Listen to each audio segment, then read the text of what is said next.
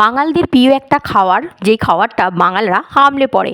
আর এটা হচ্ছে বলুন তো কি, এই যে হ্যাঁ, এটা হচ্ছে লোটে শুটকি। আজকে লোটে শুটকি বানাবো আমি সিম, আলু, বেগুন আর মূলো দিয়ে। তো এখানে রয়েছে লোটে শুটকি মাছটা, এটাকে নুন হলুদ দিয়ে জাস্ট একবার ফুটিয়ে নেব।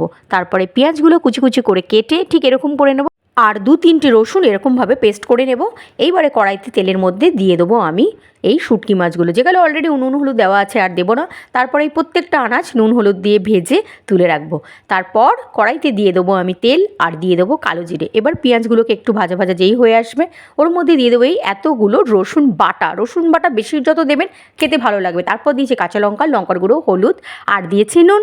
এবারে ভাজা যেই শুটকি মাছটা আছে ওটাকে দিয়ে নাড়াচাড়া করব। নাড়াচাড়া করার পর ভেজে রাখা আনাজগুলো ওর মধ্যে দিয়ে দেবো।